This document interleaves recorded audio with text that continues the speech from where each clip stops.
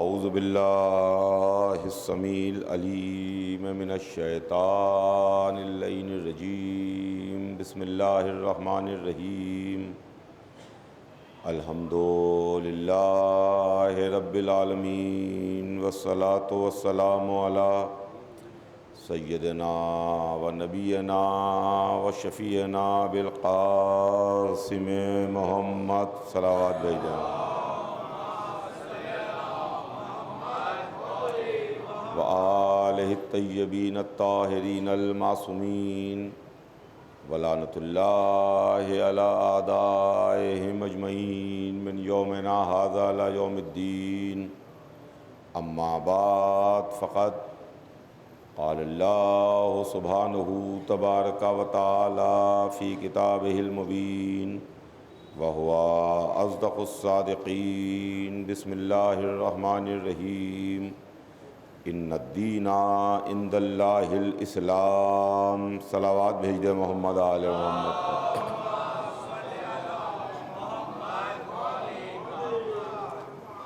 پروردگار عالم قرآن مجید میں ارشاد فرماتا ہے کہ یقیناً دین اللہ کے نزدیک اسلام ہے۔ عزیزان گرامی، اس آیہ مبارکہ کے ذیل میں مسلسل آپ کی خدمت میں ہر دن روزانہ کچھ نہ کچھ عرض کرنے کا شرف حاصل کر رہا ہوں۔ سلسلہ کلام ذہن عالی میں ہوگا۔ ہمارے اور آپ کے درمیان جو گفتگو کا سلسلہ جاری ہے وہ اس عنوان کے تحت گفتگو ہے کہ ہم در اہل بیت پر کیوں ہیں۔ اکثر یہ سوال کیا جاتا ہے اور اکثر یہ سوال اٹھتا ہے، لہذا میں نے چاہا کہ میں ان مجلسوں میں آپ کی خدمت میں یہ بات عرض کرنے کی کوشش کروں اور ان باتوں کو بتانے کی کوشش کروں جو لوگ ہمارے اوپر اعتراض کرتے ہیں کہ آپ در اہل بیت کے اوپر کیوں رہتے ہیں۔ در اہل بیت پر بیٹھنے کی وجہ ہے، در اہل بیت پر رہنے کی وجہ ہے۔ روزانہ کچھ نہ کچھ میں آپ کی خدمت میں اس کے تعلق سے عرض کر رہا ہوں کہ ہم در اہل بیت پر کیوں ہیں۔ کل کی مجلس میں نے آپ کی خدمت میں عرض کیا تھا کہ ہم آزاد ہیں، ہم کسی کے غلام نہیں ہیں۔ ہماری فقہ الگ ہے، ہمارے معاملات الگ ہیں، ہماری تفاسیر الگ ہیں، ہمارے پاس احادیث الگ ہیں، ہمارے پاس عبادتوں کے طریقے اور سلیقے الگ ہیں۔ ہم کسی کے محتاج نہیں ہیں۔ الحمدللہ عالم اسلام تو اہل بیت کا محتاج ہے، مگر اہل بیت کسی کے ضرورت مند نہیں ہیں۔ چنانچہ یہاں تک بات آپ کی خدمت میں عرض کی تھی، آج اس کے سلسلے کو آگے بڑھاؤں اور آج اپنی بات کو آگے آپ کی خدمت میں کچھ عرض کروں۔ دیکھیے عزیزان گرامی، سب سے پہلی چیز اور بنیادی بات یہ ہے کہ ہم نے جن اہل بیت کو مانا، جن علی کو مانا، جن اولاد علی کو مانا، جس سلسلہ عصمت کو مانا، جس سلسلہ طہارت کو مانا، جس پاکیزگی کے سلسلے کو مانا، جن معصومین کو مانا، وہاں ہمیں علم ہی علم نظر آیا، وہاں ہمیں علم نظر آیا۔ اس لیے کہ آج کی دنیا میں یہ بات ثابت ہو چکی ہے کہ حکومت علم کرتا ہے، ترقیاں علم کے ذریعے سے ہوتی ہیں۔ جو آج شہر روشن اور جگمگا رہے ہیں یہ علم کی بدولت روشن ہیں اور جگمگا رہی ہیں۔ جہالت اندھیروں میں لے کے جاتی ہے، علم روشنیوں میں لے کے جاتا ہے۔ جہالت کا کام اندھیروں میں لے کے جانا ہے، جہالت کا کام پستی میں لے کے جانا ہے، جہالت کا کام تاریکی میں لے کے جانا ہے، جہالت کا کام ظلمت میں لے کے جانا ہے، جہالت کا کام غلامی میں لے کے جانا ہے۔ علم کا کام بلندیوں میں لے کے جانا ہے، علم کا کام روشنیوں اور اجالوں میں لے کے جانا ہے، علم کا کام نور میں لے کے جانا ہے، علم کا کام حق کی طرف لے جانا ہے، علم کا کام جنت کا راستہ بتا دینا ہے۔ غور فرمائیے گا عزیزان گرامی، ہم نے ان اہل بیت کا دامن تھاما اور پکڑا کہ جہاں پر ہم کو علم نظر آیا، جہاں پر ہم کو علم ملا۔ آج آپ اگر غور فرمائیے اور آپ اس بات کو دیکھیے تو جو کچھ بھی دنیا میں رنگا رنگی نظر آ رہی ہے، جو کچھ بھی دنیا میں چکا چوند نظر آ رہی ہے، جو کچھ بھی دنیا میں آپ کو نظر آ رہا ہے، یہ سب کا سب بربنائے علم ہے، علم کی وجہ سے ہے۔ ابھی میں نے آپ کی خدمت میں اعلان کیا اور گزارش کی ٹی وی چینلز اور یوٹیوب چینلز کے تعلق سے، میں اس وقت مغل مسجد بمبئی میں آپ کے سامنے مجلس کو خطاب کر رہا ہوں، لیکن میرے سامنے مشینیں لگی ہوئی ہیں۔ یہ مشینوں کا کام کیا ہے؟ یہ کاہے کے لیے ہیں؟ یہ کس لیے لگی ہیں؟ یہ مشینیں دنیا بھر میں نشر کر رہی ہیں۔ میں ہاتھ اٹھاتا ہوں، اسی لمحے مشینوں کے ذریعے سے میرا اٹھا ہوا ہاتھ دنیا بھر میں نظر آتا ہے۔ میں جو بول رہا ہوں اسی لمحے میری آواز جا رہی ہے، پہنچ رہی ہے۔ جس کو آج کی زبان میں لائیو ٹیلی کاسٹ کہہ رہے ہیں، وہ یہ مشین، کیمرہ، موبائل فون یہ لائیو ٹیلی کاسٹ کر رہا ہے۔ یہ بنایا کس نے ہے؟ اس کی ایجاد کس نے کی ہے؟ اس کو انوویشن کس نے کیا ہے؟ میرا سوال ہے آپ سے۔ ایک صاحب نے کھڑے ہو کے کہا کہ ارے بھائی یہ کوئی مشین ہے، ارے ایک ڈبہ ہے اس کو آپ نے جوڑ دیا۔ تو میں نے ان سے پوچھا کہ کیا اس کا بنانے والا انگوٹھا چھاپ ہے، جس بیچارے کو اپنا نام بھی لکھنا نہیں آتا، نام کی جگہ کے اوپر اپنا انگوٹھا تھمب امپریشن دیتا ہے، انگوٹھا لگاتا ہے؟ ان کا مول صاحب آپ کیسی بات کر رہے ہیں، کیسی پرانی بات کر رہے ہیں، کیسی بیوقوفی جہالت کی بات کر رہے ہیں؟ بھائی یہ چیز ہے علم کے تعلق سے، اس کو ایجاد اس نے کیا ہے کہ جس کے پاس علم ہے۔ سنیے گا، جس کے پاس علم ہے۔ یہ برقی رو کے اوپر جاتا ہے، یہ برقی رو کے اوپر جاتا ہے۔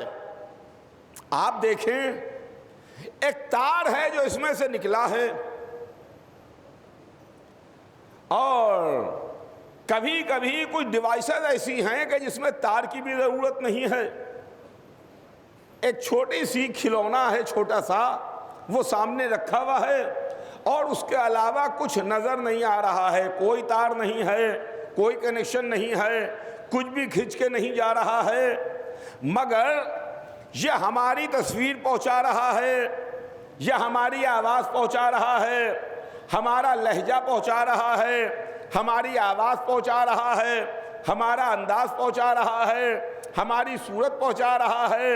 جو کچھ بھی ہے اس میں جا رہا ہے اور یہ پہنچا رہا ہے، دنیا بھر میں پہنچا رہا ہے، دنیا بھر میں پہنچا رہا ہے۔ یہ کسی ایک شہر یا ملک میں محدود نہیں رہتا، یہ پوری دنیا کو کور کیے ہوئے ہے۔ کیا چیز؟ کہ یہ موبائل فون اس سے لائیو ہو رہا ہے، یہ کیمرہ جس سے لائیو ہو رہا ہے۔ تو یہ بنایا ہوا کس کا ہے؟ کہ جس نے اس کو بنایا تو ایک ہی وقت میں پوری دنیا تک پہنچا رہا ہے، پوری دنیا میں پہنچ رہا ہے۔ تو جواب آیا کہ یہ اس نے بنایا ہے کہ جو دنیا میں جاہل پیدا کیا گیا۔ قرآن میں ہے کہ ہم نے تم کو تمہاری ماؤں کے پیٹوں سے اس طرح سے نکالا کہ تم کچھ نہیں جانتے تھے، لا تعلمون شیئا، تمہیں کچھ نہیں معلوم تھا۔ مگر وہ جاہل انسان جو دنیا میں آیا اس نے علم میں اتنی ترقی کی کہ ہماری صورت، ہماری آواز اسی لمحے پوری دنیا میں جا رہی ہے۔ تو اب وہ کہ جس نے آغوش محمد میں قرآن پڑھا ایک وقت میں 70 جگہ آ جائے تو حیرانی کی کیا بات ہے؟ صلوات بھیج دے محمد آل محمد پر۔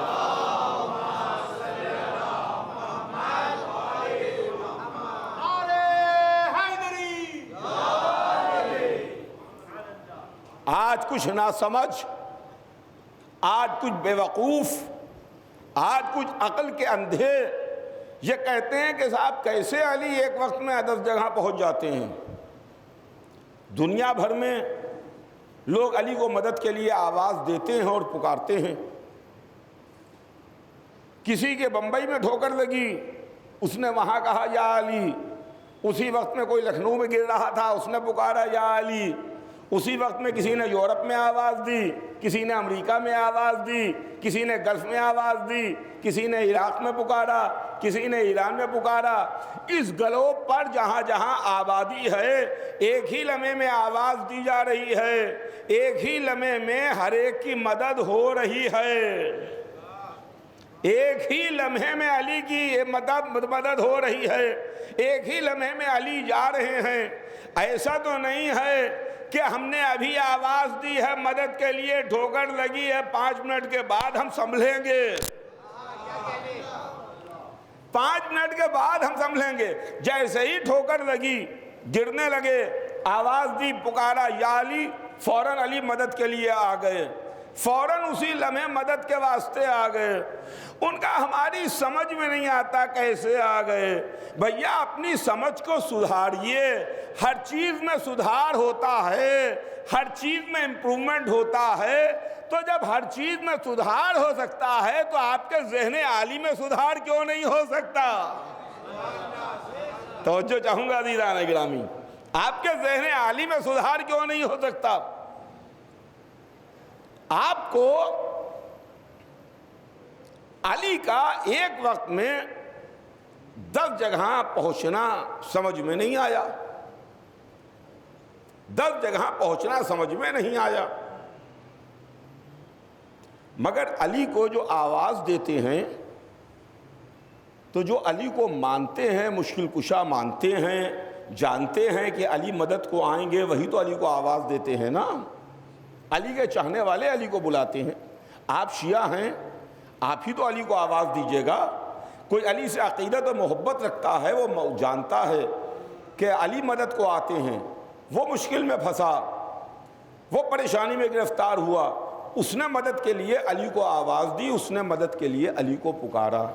تو اس پورے یونیورس گلوب پر، اس پورے کرۂ ارض پر، اس پوری زمین پر علی کو مدد کے لیے وہی پکارے گا کہ جو علی کو جانتا ہوگا، علی کو مشکل کشا مانتا ہوگا، اسے معلوم ہوگا کہ علی نصرت و مدد کو آئیں گے۔ اب ایک صاحب اور ہیں، ایک صاحب اور ہیں، چاہے آپ ان کو جانیے یا ان کو نہ جانیے، ان کو پہچانیے یا ان کو نہ پہچانیے، ان کو بلائیے یا نہ بلائیے، مگر جب حکم ہوتا ہے تو وہ ہر ایک کے پاس پہنچ جاتے ہیں، وہ آ جاتے ہیں، پہنچ جاتے ہیں۔ اس میں اپنے، پرائے، دوست، دشمن، ماننے والے، انکار کرنے والے کسی کی قید نہیں ہے۔ ان صاحب کو جانتے ہیں نا آپ، پہچانتے ہیں نا کہ وہ ہیں کون؟ وہ صاحب ہیں ملک الموت۔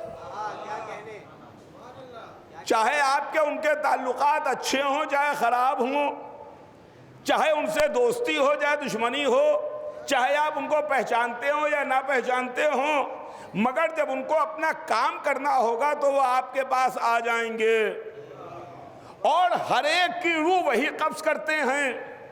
جتنے بھی انسان ہیں ان کی روح وہی قبض کرتے ہیں، مسلمان کی روح بھی وہی قبض کرتے ہیں، مومن کی روح بھی وہی قبض کرتے ہیں، کافر کی روح بھی وہی قبض کرتے ہیں، اللہ کا انکار کرنے والے کی روحوں کو وہی قبض کرتے ہیں، اللہ کے ماننے والے کی روحوں کو وہی قبض کرتے ہیں۔ وہ ہیں ملک الموت، ملک ہیں، موت کا فرشتہ ہے، مگر ایک بات آپ جانتے ہیں کہ فرشتہ شاگرد ہے، علی استاد ہیں۔ فرشتہ شاگرد ہے، علی استاد ہیں۔ ارے عقل کے اندھوں، جب فرشتہ ایک وقت میں لاکھوں جگہ پہنچ سکتا ہے تو استاد نہ پہنچ پائے گا؟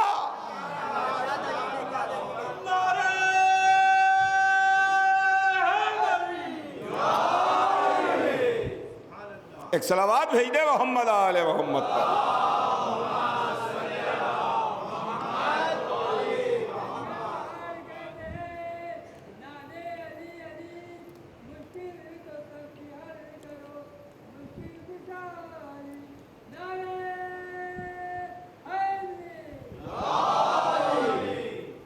تو بات علم کی ہے، علم کی جگمگاہٹ ہے جو دنیا میں نظر آ رہی ہے۔ انسان چاند پر گیا، انسان فضا میں گیا، انسان خلا میں گیا، انسان سمندر کی گہرائیوں میں گیا۔ کس کی بدولت؟ علم کی بدولت، علم کی وجہ سے گیا۔ یہ انسان کا علم ہے کہ جو اس کو لے کے جا رہا ہے۔ بمبئی سے لکھنؤ تک کا سفر آج تو بڑا آسان ہے، لیکن میرے والد مرحوم بیان فرماتے تھے کہ جب انہوں نے بالکل ابتدا میں شروع میں وہاں سے لکھنؤ سے یہاں آنا شروع کیا، میں اور پہلے کی بات نہیں کرتا کہ میرے جد مرحوم بھی بمبئی میں آئے، انہوں نے بھی بمبئی میں مجلسوں کا خطاب کیا۔ بات آ گئی تو عرض کرتا چلوں کہ آپ کے شہر سے میرے گھرانے کا 100 برس سے زیادہ کا رشتہ ہے، 100 سال سے زیادہ کے تعلقات ہیں۔ سر منبر عرض کر رہا ہوں، یہ کوئی ویسا معاملہ زبانی نہیں ہے کہ 100 برس کہہ دیے جیسے زبان میں سینکڑوں برس کہہ دیتا ہے آدمی۔ 100 برس سے زیادہ میتھمیٹیکل والے 100 ہیں، میتھمیٹکس والے، اس لیے کہ میں نے اپنے والد سے سنا کہ 40 برس تک انہوں نے یہاں ممبئی میں مجلسوں کو خطاب کیا، 58 برس تک میرے والد نے مجلسوں کو خطاب کیا۔ آپ جوڑ لیجئے۔ اس کے بعد والد کے انتقال کے بعد میرے چچا مولانا مرزا محمد اشفاق صاحب وہ آئے، وہ آتے رہے۔ بہرحال میں ان کی بات نہیں کرتا جو میرے دادا آتے تھے یہاں پر، لیکن میرے والد جو اپنا سفر بیان فرماتے تھے کہ جب میں بمبئی آتا تھا تو کیسے آتے تھے؟ لکھنؤ سے چلے، جھانسی تک پہنچے، جھانسی میں گاڑی بدلی، جھانسی کے بعد پھر آگے بڑھے بھوپال یا آگے کہیں جا کر کے پھر ایک ٹرین بدلی، اور اس کے بعد پھر لکھنؤ بامبے تک پہنچے۔ راستے میں 1 یا 2 ٹرینیں بدلنا پڑتی تھیں۔ ایک لمبا سفر تھا جو لگ بھگ 35-40 گھنٹے کا سفر ہوتا تھا۔ اور اس کے بعد جب زمانہ اور آگے بڑھا اور تیز ٹرینیں چلنے لگیں تو معلوم یہ ہوا کہ اب ٹرین چل رہی ہے، لکھنؤ سے بیٹھے بمبئی میں اترے، مگر ابھی وہ ٹائم زیادہ لے رہی ہے، وہ وقفہ زیادہ لے رہی ہے۔ پھر اور تیز ٹرینیں آ گئیں، سپر فاسٹ ٹرینیں آ گئیں۔ اب وہ ٹرینیں آنے لگیں کہ صاحب 24 گھنٹے کے اندر آپ کو لکھنؤ سے بمبئی تک پہنچا دیتی ہیں۔ آج 8 بجے لکھنؤ سے بیٹھے آپ، کل 8 بجے رات کو آپ بمبئی پہنچ جائیے گا۔ لیکن آج کیا ہے؟ ہوائی جہاز ہیں۔ آج ہوائی جہاز کا سفر ہے، 2 گھنٹے کے اندر آدمی بمبئی سے لکھنؤ، لکھنؤ سے بمبئی پہنچ جاتا ہے۔ وہ سفر جو 35-40 گھنٹے کا ہوتا تھا، وہ سفر جس میں 35-40 گھنٹے لگتے تھے، اس میں اب 2 گھنٹے لگ رہے ہیں۔ کتنی ٹائم کی سیونگ ہوئی، کتنا وقت بچا، کس تیزی کے ساتھ یہ 35-40 گھنٹے کا سفر 2 گھنٹے میں کس نے بدل دیا؟ 2 گھنٹے تک کیسے آ گیا؟ کہ آپ کو معلوم نہیں یہ انسان کا علم ہے کہ جو ترقی کر رہا ہے، یہ انسان کا علم ہے جو آگے بڑھ رہا ہے، جو تیزی کے ساتھ ترقی کرتا ہوا چلا جا رہا ہے۔ میڈیکل فیلڈ میں آپ دیکھ لیجئے کس تیزی کے ساتھ ترقی ہو رہی ہے۔ تو میرے عرض کرنے کا مطلب یہ ہے، سنیے گا، میرے عرض کرنے کا مطلب یہ ہے کہ انسان علم کے میدان میں بہت تیزی کے ساتھ ترقی کر رہا ہے، علم کی جلوہ نمائیاں چاروں طرف نظر آ رہی ہیں، مگر یہ کس انسان کی؟ اس انسان کی کہ جو جاہل پیدا ہوا، کہ جو دنیا میں جاہل آیا، جس کے لیے خالق نے کہا، ابھی میں کہہ چکا کہ ہم نے تم کو تمہاری ماؤں کے پیٹوں سے اس طرح سے نکالا کہ تم کچھ نہیں جانتے تھے، لا تعلمون شیئا، تمہیں کچھ نہیں معلوم تھا۔ تو عزیزان گرامی، جب ہم جیسے جاہل انسانوں کا علم کا یہ عالم ہے تو ان کے علم کا کیا عالم ہوگا، جن کے لیے محمد نے فرمایا انا مدینۃ العلم وعلی بابها۔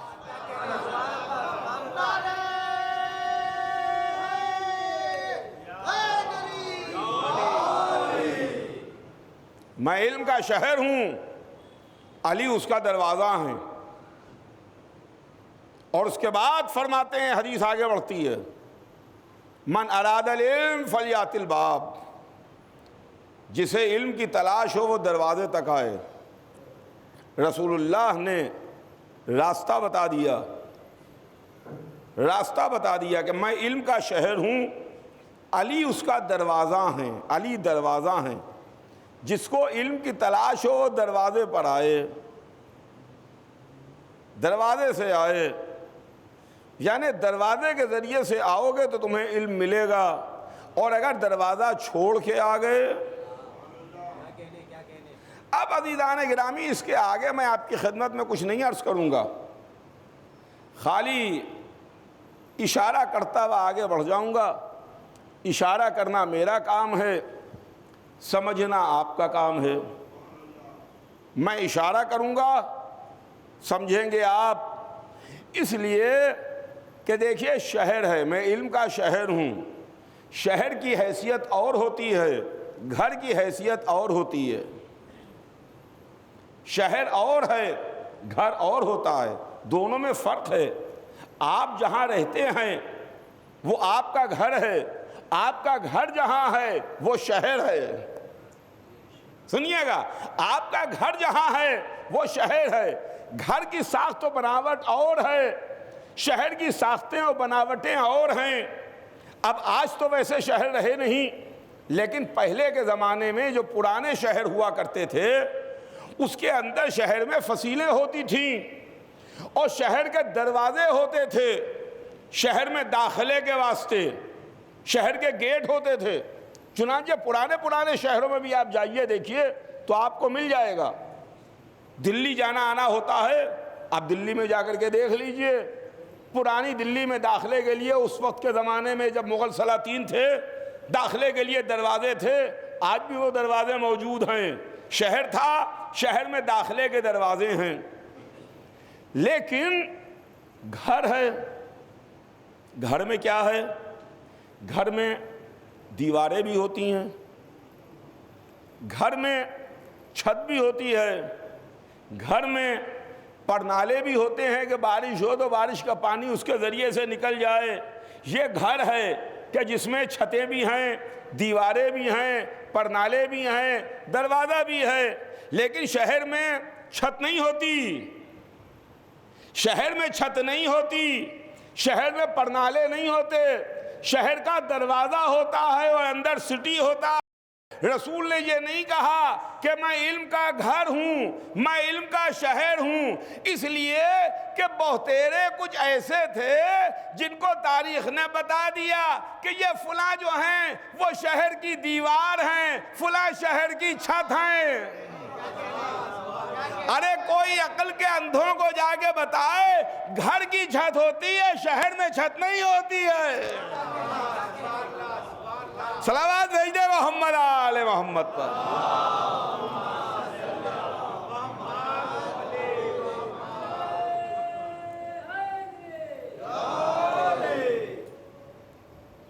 شہر میں آپ نے چھت پڑے ہوئے نہیں دیکھی ہوگی، یہ بمبئی کیا ہے؟ سٹی ہے، کاسموپولیٹن سٹی ہے۔ شہر میں آپ کے چھت ہے، بمبئی میں چھت پڑی ہوئی ہے، چھت ڈھانپے ہوئے ہے پورے بمبئی شہر کو۔ ہم لکھنؤ میں رہتے ہیں، لکھنؤ شہر ہے، لکھنؤ میں چھت پڑی ہوئی ہے، لیکن ہم جس گھر میں رہتے ہیں اس گھر میں چھت بھی ہے، اس گھر میں دیوار بھی ہے، اس گھر میں پرنالے بھی ہیں۔ رسول نے یہ نہیں فرمایا زبان رسالت کے نکلے ہوئے جملے ہیں، اس زبان کے جملے ہیں جس زبان سے ہم نے قرآن سنا، جس زبان کے لیے کہہ دیا گیا کہ ہمارا رسول تو اس وقت تک کلام نہیں کرتا جب تک کہ ہم پر سے وحی نہیں نازل ہوتی۔ رسول جو بولیں گے صبح قیامت تک کے لیے رہے گا، دلیل بنے گا، صبح قیامت تک بولنا رسول کا قائم رہے گا۔ رسول نے فرمایا کہ میں علم کا شہر ہوں، علی اس کا دروازہ ہے۔ گویا اگر محمد تک آنا چاہتے ہو تو علی کے وسیلے سے آ جاؤ۔ ایک صلوات بھیج دے محمد آل محمد پر۔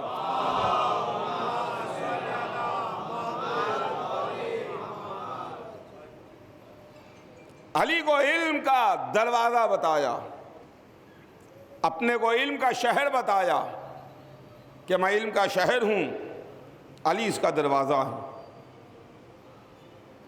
جس کو علم کا دروازہ بتایا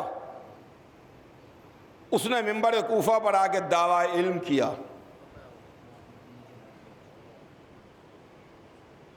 خدا کی قسم یہ دعویٰ علی ہی کو زیب دیتا تھا، علی کے علاوہ کسی کو زیب نہیں دیتا تھا۔ علی منبر پر آئے، علی نے دعویٰ کیا، سلونی سلونی، جو تمہارا دل چاہے پوچھ لو، جو دل چاہے سوال کرو، مجھ سے پوچھو میں تمہیں بتاؤں گا۔ سلونی وطرق السما، مجھ سے آسمانوں کے راستے پوچھو میں تمہیں آسمانوں کے راستے بتاؤں گا۔ اللہ اکبر، اللہ اکبر، میں تمہیں آسمانوں کے راستے بتاؤں گا، جو تمہارا دل چاہے سوال کرو، مجھ سے پوچھو میں تمہیں بتاؤں گا۔ آپ نے علی کے جملوں پر غور نہیں کیا، یہ صاحب نہج البلاغہ بول رہا ہے، سلونی مجھ سے پوچھو۔ ایک عالم اگر منبر پر آ کے دعویٰ کریں کہ پوچھو، مولوی صاحب جو یہاں نماز پڑھاتے ہیں وہ اگر منبر پر آگے کہیں کہ جو تمہارا دل چاہے پوچھو، سوال کرو، تو آپ ان سے کیا پوچھئے گا؟ آپ ان سے کوئی فزکس کا سوال پوچھئے گا؟ آپ ان سے کیمسٹری کا کوئی معاملہ پوچھئے گا؟ آپ ان سے میڈیکل سائنس کا سوال کیجئے گا؟ کیا پوچھئے گا آپ ان سے؟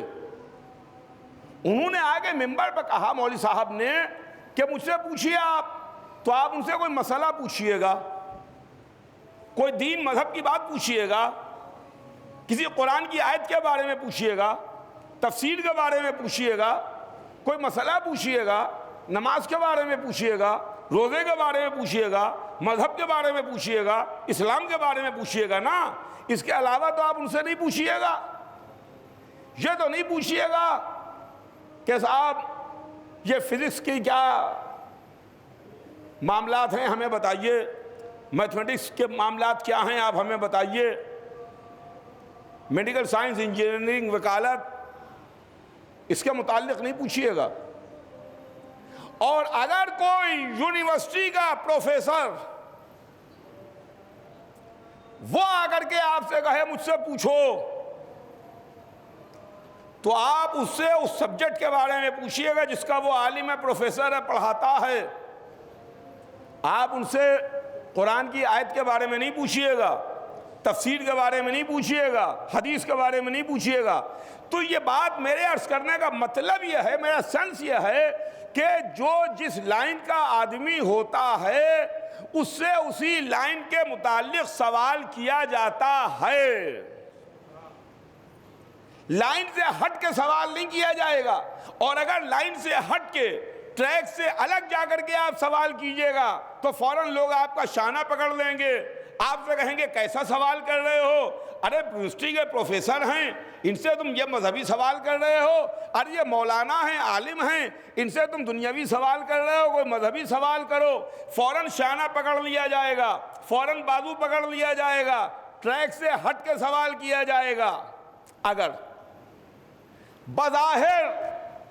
بظاہر علی کی حیثیت تو ہمیں نظر آتی ہے ایک دینی اور مذہبی، علی کی حیثیت دینی اور مذہبی نظر آ رہی ہے، جو رسول کے ساتھ ساتھ ہیں، دعوت عشیرہ میں ہیں، قرآن آ رہا ہے، احادیث ارشاد فرما رہے ہیں، اسلام ہے، مذہب ہے، دین ہے، قرآن ہے، تفسیر ہے، وغیرہ وغیرہ۔ لیکن علی نے منبر پر آ کے دعویٰ کیا کہ جو تمہارا دل چاہے پوچھ لو، جو تمہارا دل چاہے پوچھ لو، اس لیے کہ علی نے کھلا ہوا میدان دے دیا۔ مذہب کے بارے میں پوچھنا چاہو علی بتائیں گے، دنیاوی علم کے بارے میں پوچھو علی بتائیں گے۔ ایک صلوات بھیج دے محمد آل محمد پر۔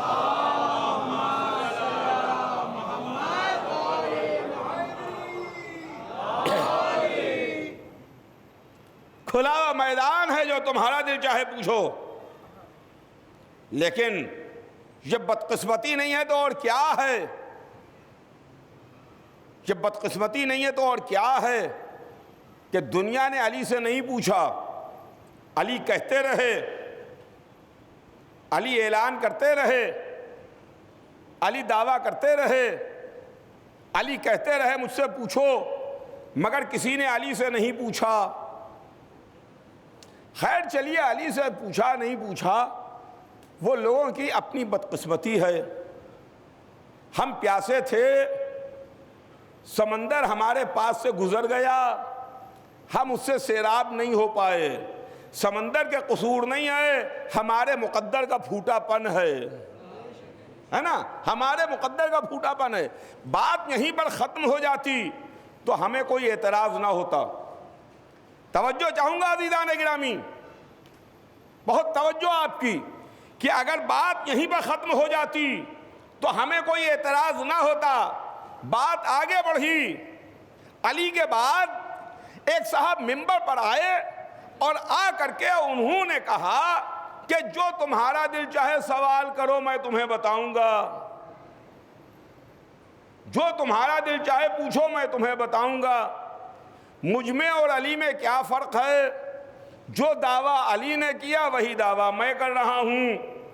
یہ کون سی بڑی بات ہے کہ جو علی نے دعویٰ سلونی کیا، جو تمہارا دل چاہے سوال کر دو، جو تم لوگ پوچھنا چاہتے ہو پوچھو، مجھ سے پوچھو میں تمہیں بتاؤں گا۔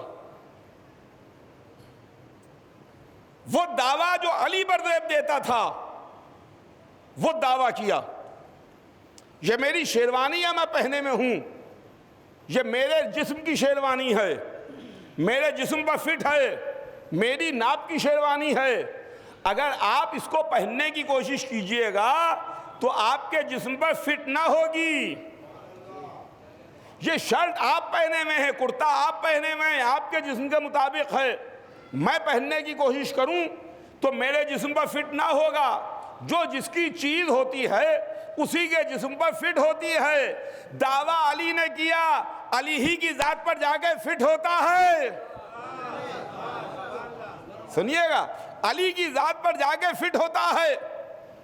مگر ایک صاحب منبر پر آئے اور انہوں نے کہا کہ کون بڑی بات ہے، جو دعویٰ علی نے کیا وہی دعویٰ میں کر رہا ہوں، مجھ سے پوچھو جو تمہارا دل چاہے۔ کہ ایک مرتبہ تاریخ لکھتی ہے کہ ایک بڑھیا جس کی کمر خمیدہ تھی، ہاتھ میں عصا تھا، خمیدہ کمر، ہاتھ میں عصا کو ٹیکے ہوئے آگے بڑھی اور آگے بڑھ کے کہتی ہے کہ بھائی میرے ایک سوال کا جواب دو۔ تو ان صاحب نے جو منبر پر بیٹھ کے دعویٰ کر رہے تھے علی کے مقابلے پر، ان کا ہاں ہاں بول، کیا سوال ہے تیرا، کیا پوچھنا چاہتی ہے پوچھ۔ تو اس نے کہا کہ یہ بتاؤ یہ بتاؤ کہ جناب سلمان کا انتقال کہاں ہوا تھا؟ جناب سلمان کہاں دنیا سے رخصت ہوئے؟ تو جلدی سے اس نے جواب دیا کہ مدائن میں۔ سوال کا جواب فوراً مل گیا، مدائن میں۔ کہا علی کہاں تھے؟ کہا علی مدینے میں تھے۔ کہا سلمان کو غسل کس نے دیا؟ کہا علی نے دیا۔ کفن کس نے پہنایا؟ علی نے پہنایا۔ غسل کفن کس نے دیا؟ دفن کس نے کیا؟ علی نے دفن کیا۔ غسل علی نے دیا، کفن علی نے پہنایا، دفن علی نے کیا، جبکہ علی مدینے میں تھے اور وہ دور مدائن میں مرے۔ وہ مدائن میں مرے، علی مدینے میں ہیں۔ کہا علی کیسے چلے گئے؟ کہا علی باعجاز پہنچ گئے، جا کے علی نے غسل بھی دے دیا، کفن بھی پہنا دیا، دفن بھی کر دیا۔ اب اس کے بعد ایک مرتبہ بڑھیا جو تھی اس نے اپنا رنگ بدلا، ایک نام لیا اور پوچھا وہ کہاں دنیا سے رخصت ہوئے؟ کہا مدینے میں۔ ایک صاحب کا نام لے کے کہا کہ وہ صاحب دنیا میں کہاں سے دھارے، کہاں سے رخصت ہوئے؟ کہا مدینے میں۔ کہا علی کہاں تھے؟ کہا مدینے میں۔ کہا پھر 3 دن میت پڑی رہی، علی نے غسل کفن کیوں نہ دیا؟ کیا کہنے علی نے دفن کیوں نہ کیا؟ بڑھیا نے چٹیلی بات کہہ دی، بڑی چٹیلی بات کہہ دی، تو وہ بگڑ گئے، ناراض ہو گئے کہ ارے یہاں بڑھیا کو کون لے کر کے آ گیا؟ نکالو بڑھیا کو یہاں سے لے جاؤ۔ اگر یہ اپنی مرضی سے آئی ہے تو اس کے اوپر خدا کی لعنت، اگر اپنے شوہر کی مرضی سے آئی ہے تو اس پر خدا کی لعنت۔ بڑھیا بھی کوئی معمولی بڑھیا نہیں تھی، بڑی چٹیلی بڑھیا تھی، تو یہ کہتی بھی مسجد سے چلی گئی کہ ان کے بارے میں کیا خیال ہے جو میدانوں میں آ گئی تھی۔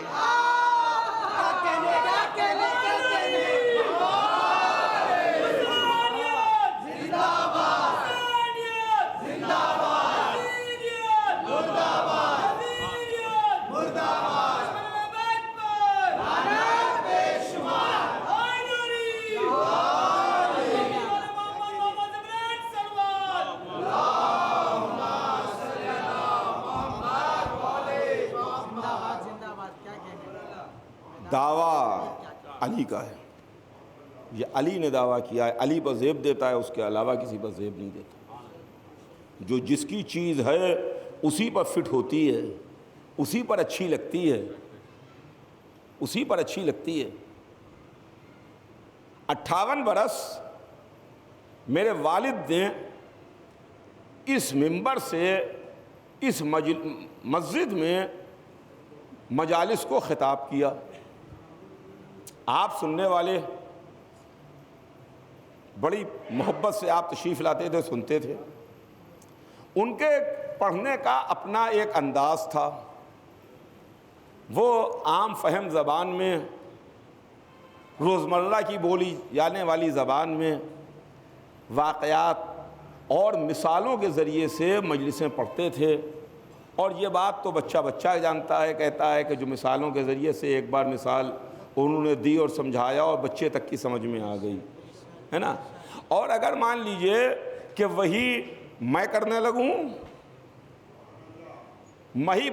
لگوں جو وہ مثالیں دیتے تھے، ہاں بھئی اگر کوئی کہیں پر کوئی معاملہ ہے، میں نے ان کا نام لے کر کے ان کی طرف سے پڑھ دی، بات کہہ دی کہ بھئی میرے والد یہ پڑھتے تھے، میں نہیں پڑھ پا رہا ہوں اس طرح سے، ظاہر ہے کہ جس طرح سے وہ پڑھتے تھے۔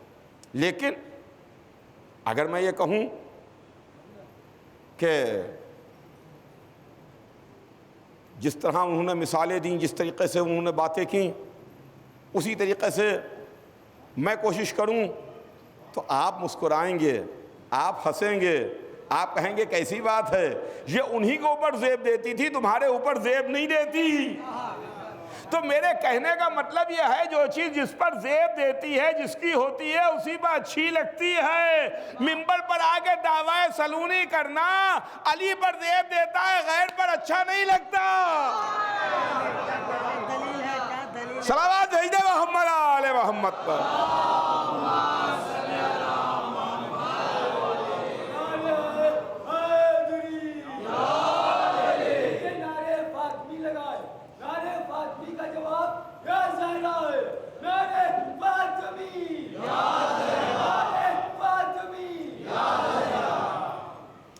بس انشاءاللہ کل اس کے آگے آپ کی خدمت میں عرض کروں گا. آج بس یہیں پر بات تمام. دنیا نے کوشش کی در اہل بیت پر ڈاکے ڈالے، در اہل بیت پر چوریاں کیں، اہل بیت کے در سے چیزوں کو چرایا. کل انشاءاللہ آپ کی خدمت میں عرض کروں گا. آج بس اتنا ہی کہ محرم کی چھٹی رات آ گئی. اب یہ وہ راتیں ہیں کہ ہم ان فاطمہ کے باغ کے پھولوں پر آنسو بہاتے ہیں، جس میں کوئی 13 برس کا ہے، کوئی 18 برس کا ہے، کوئی 32 برس کا ہے، کسی کی عمر 6 مہینے کی ہے. آج چھٹی رات ہم اس ششماہے کا ذکر کرتے ہیں، اس علی اصغر کا تذکرہ کرتے ہیں جس کی عمر تو بہت کم تھی مگر منزل شہادت میں اس کا مرتبہ بہت عظیم تھا، بہت بلند تھا. عزیزوں، حضرت علی اصغر کی شہادت نے خدا کی قسم انسانیت کے کلیجوں کو ہلا کے رکھ دیا. علی اصغر کی شہادت نے ایک انقلاب پیدا کر دیا. کیا کہنا، سب سے بڑی عظیم قربانی تھی. سب سے آخر میں حسین ابن علی نے بارگاہ پروردگار میں ہدیہ پیش کیا.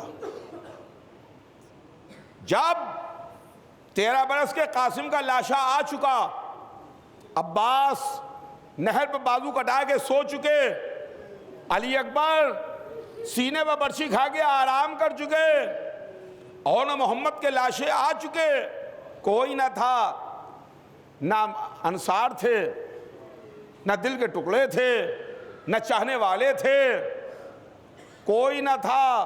زہرا کا لال اکیلا تھا، در خیمہ پر آواز دے رہا تھا، حل من ناصر، ہے کوئی مدد کرنے والا. آج عزیزوں دنیا بھر سے لبیک کی آوازیں آ رہی ہیں. آج دنیا بھر میں دیکھ لیجئے، کربلا میں بھی لاکھوں کا مجمع موجود ہے، دنیا بھر میں چاہنے والے موجود ہیں. یہ لبیک کی صدا کیا ہے؟ یہ آواز استغاثہ کی صدا ہے، لبیک یا حسین. کل 3 دن کا پیاسا آواز استغاثہ بلند کر رہا تھا، ہے کوئی میرا مددگار. خیمے میں رونے کا شور برپا ہوا. معلوم یہ ہوا کہ علی اصغر نے اپنے کو گہوارے سے گرا لیا. حسین خیمے میں آئے، علی اصغر کو دیکھا، رباب سے کہا، رباب اس بچے کو سجا دو، اس بچے کو تیار کر دو. رباب نے، ماں نے بچے کو سجایا، سنوارا، حسین کو دے دیا. یہ کہتے ہوئے دیا، والی خیال رہے پہلی بار میرا بچہ مقتل کو سدھار رہا ہے، والی میرے بچے کا خیال رکھیے گا. حسین ابا کا دامن ڈالے ہوئے علی اصغر کو لے کے مقتل میں آئے. ظالم یہ سمجھے کہ حسین قرآن لے کے بیعت کے لیے آ گئے، لیکن ساقی کوثر کے بیٹے نے ساقی کوثر کے پوتے کے رخ سے نقاب کو ہٹایا، چادر کو ہٹایا. ظالموں نے دیکھا 6 مہینے کا کملایا ہوا چہرہ تھا. ہاتھوں پر بلند کر کے کہہ رہے تھے، ظالموں اگر میں خطاوار ہوں تو یہ بچہ تو خطاوار نہیں، اسے تھوڑا سا پانی پلا دو. اگر تم یہ سوچتے ہو کہ میں پانی پی لوں گا تو لے جاؤ، اس کو پانی پلا کے میرے حوالے کر دو. اتنا کہتے ہوئے حسین نے جلتی ہوئی زمین پر بچے کو لٹا دیا. عزیزوں تصور کیجئے آپ، کربلا کی کھولتی ہوئی زمین، کربلا کی کھولتی ہوئی زمین، 6 مہینے کا کملایا ہوا پھول. بچہ خاک پر کروٹیں لینے لگا. حسین نے گود میں لیا اور ادھر آواز گونجی، اینا اینا ہرملا، ہرملا کہاں ہے؟ اقطع کلام الحسین، حسین کے کلام کو قطع کر دے. لیجئے 3 بھال کا تیر چلا. خدا لعنت کرے اس شقی پر. 3 بھال کا تیر چلے کمان میں جوڑا، فضا میں سنسناہٹ کی آواز گونجی، علی اصغر کے گلے کو چھیدتا ہوا حسین کے بازو میں آ کے پیوست ہو گیا۔ بچہ مسکرایا، مسکرا کے باپ کے چہرے کو دیکھا، آنکھوں کو بند کیا۔